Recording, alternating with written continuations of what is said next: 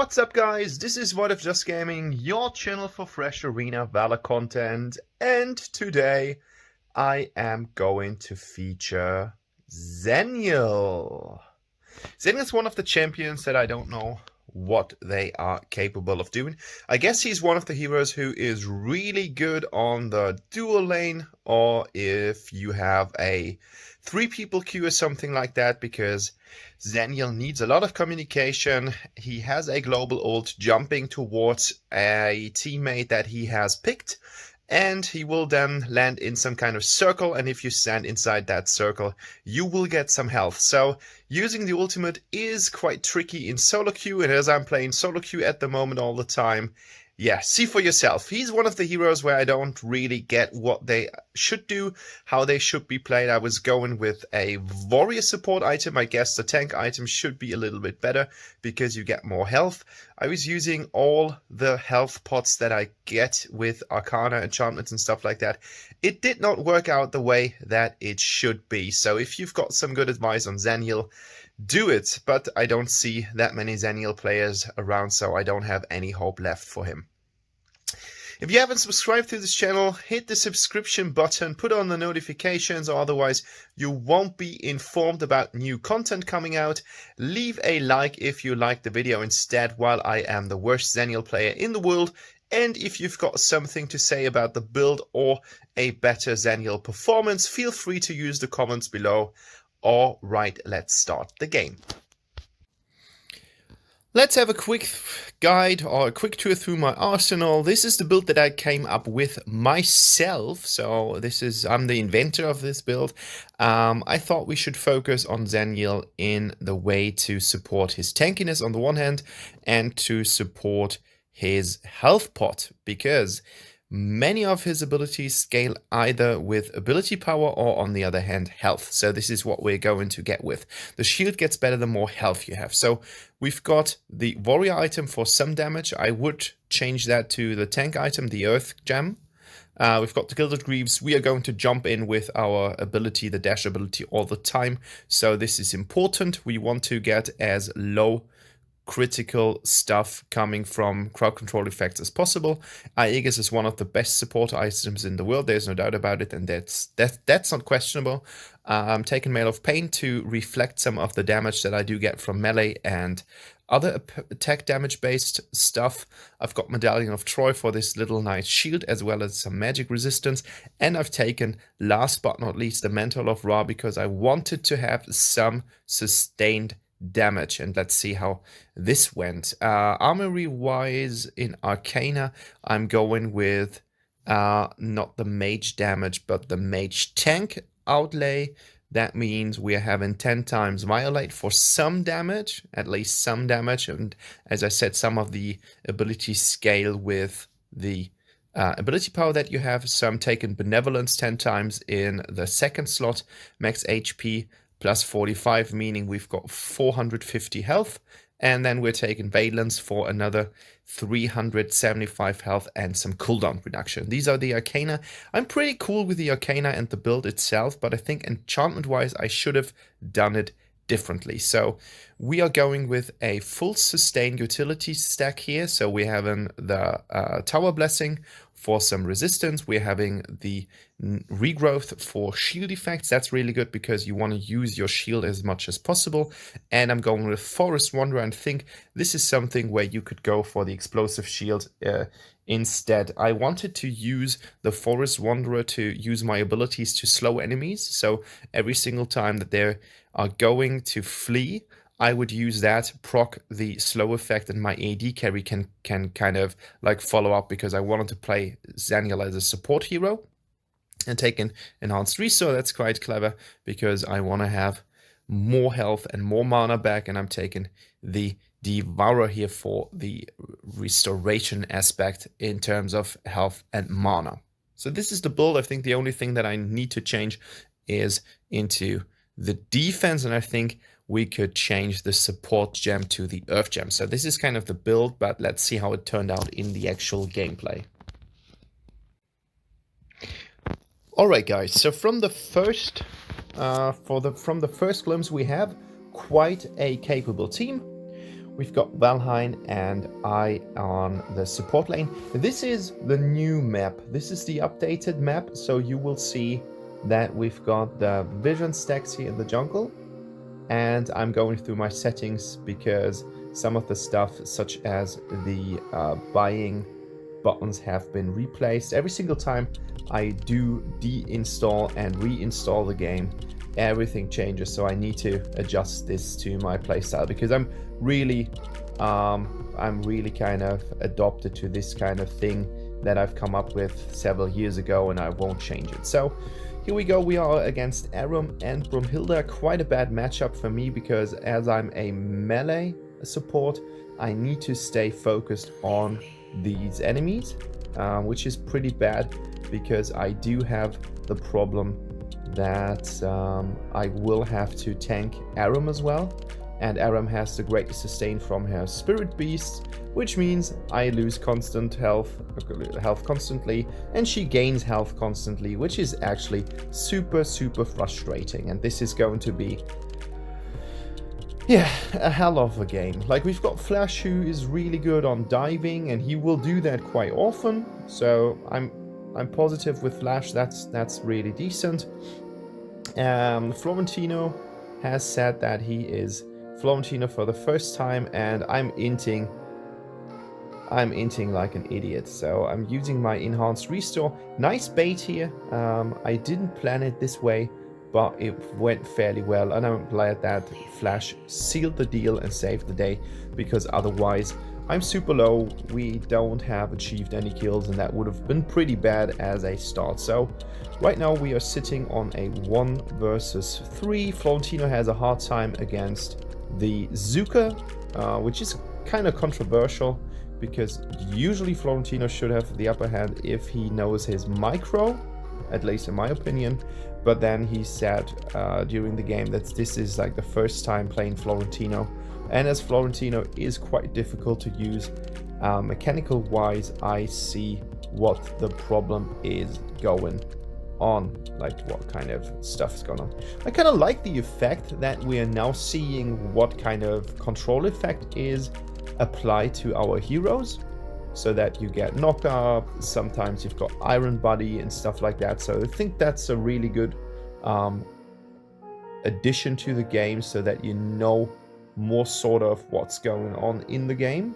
I'm having a really rough time here against all these crowd control effects. We've got Brunhilde's here. I'm trying to lure them in, but I'm suppressed here from the Aram ult. I thought ult was out already, so super bad. But then Flash comes in. She gets the shield, unfortunately. Flash hasn't got his one ready, but I'm fine. They've got a double kill on our AD carry, which is actually quite good. You want your AD carry to be kind of in the motivation to be fed, so this is something which is important. But on the other hand, game is looking something-ish. Like, yeah, okay, we have played 4 minutes. No tower has fallen yet. And that's the problem. That's what I said. Like, as Xeniel, you are about to create this kind of thing. And I'm shredded, of course. I'm shredded to tears and pieces because I am going in and I'm kind of baiting stuff, but I don't have the health pool. I don't have the measures right now because I don't have any items, so that's an infest. Yeah, I said it at the beginning that I don't really know what to do with Xeniel, but then I think his kit is quite limited. Like, yes, you've got a shield, which is procced, and then afterwards it's going to explode. Okay, that's nice. And then on the other hand, you have this kind of dash ability, knocking up things, which is okay-ish. Like, it's not the best kind of tool in the world, but it's okay-ish. And then your ult is kind of, mostly it's wasted because you kind of need to check out what's going on the battlefield, and most of the times you just waste it because your teammates don't really know what to do with it. So now he was standing in that circle, which is actually quite good, knocking up things, but then I'm focusing the tank, which is actually pretty bad, and then they did not see Brunhilde's ult coming. And here we go. I'm going in, proccing my shield, but then after I proc my shield, I'm kind of vulnerable. So this is actually really strange.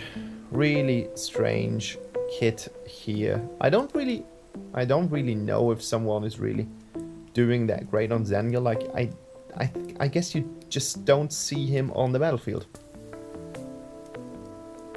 And then Butterfly did not really put up that much of a pressure towards the enemy.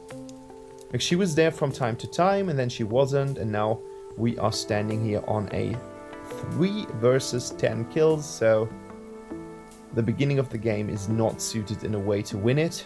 But as you guys might just know, Arena of Valor is lost at the very last second, so this is going to be something that's going to tell you.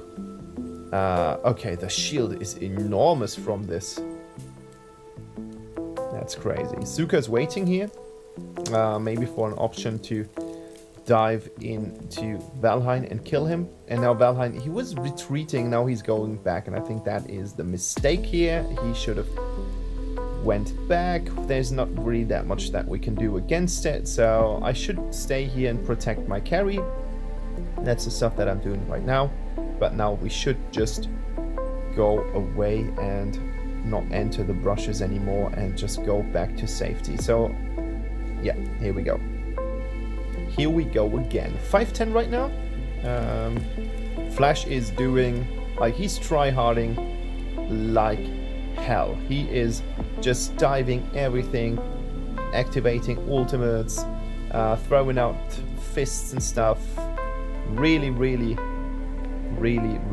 hard job that he is trying to accomplish here, but he's doing good. Like, I like the fact how he played, and this is crazy. Like, the combination of the freeze from the Dio-chan combined with the long range of Brunhilde's ultimate, and then you have the slow from the Aram as well. That's just ace. Like, that's so good, and they played it quite well. Like, the team composition is really strong from the enemy, so sometimes a game is won by the draft, and this might just be the case that they have just picked it a little bit better. So they have Zuka to dive in on Flash as well as Valheim. Like, Zuka does have the mobility for this. Then Flash is suited in a good way to turn down Dio-chan. That's actually quite good as well. But then they've got Brunhilde. Brunhilde is one of the most underestimated AD carries in the whole game. I like her so much. She's just so damn good. Like, she's got a shield, she's got some movement speed, she's got a great, almost global ult, and that's just crazy how good she is.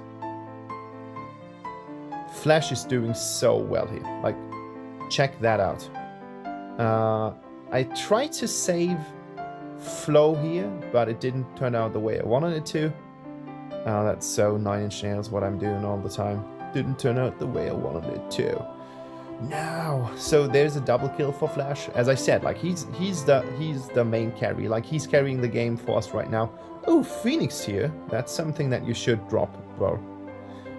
Drop it for the evil secrets. That's way better. So we've got a tower. Ta-da! Finally. Fun thing is, we've got 2 towers already while the enemy doesn't. So in terms of objectives, we are doing better than the enemy, which is actually quite strange because I don't know how you guys felt about it, but I just had the complete opinion that the enemy is actually leading the game. Like, they told us what to do, and now I am fueling stuff right on to our Flash. She dropped it, and I don't have the measures to fight her, unfortunately. So that's the problem. Like, if you are giving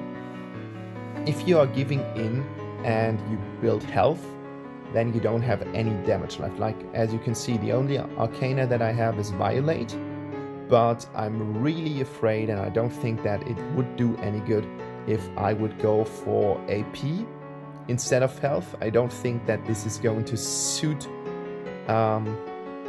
Xeniel, and on the other hand, with like your ultimate does damage every single time you land. Here we go. Boom. But I don't think that this is worth it. I don't think that this works out in a way that is going to be pleasant. So you need to be careful on that. And look at my health. Like, it's shredding quite fast if we have combined approaches from everyone on the enemy team. I mean, yeah, Brunhilde should have a couple of kills right now. I don't know if I'm going to present you guys the statistics, but the combination of Xeniel and Flash is actually quite good. Like, as you can see, I've got the measures to tank stuff.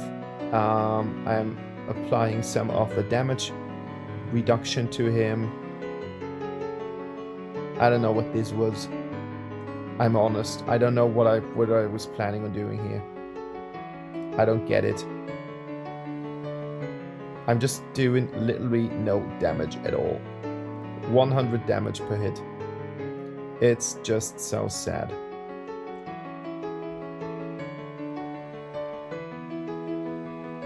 And look at that. The 2 damage dealers come in and join the fight, and I'm just like, okay, well,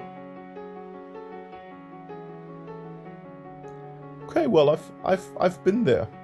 I've been in the same fight as you. So I'm trying to help Flammulina out here. I mean, that's so good. Like, that's basically a teleport in a game where you don't have any teleports. She's suppressed right now. I'm dazed.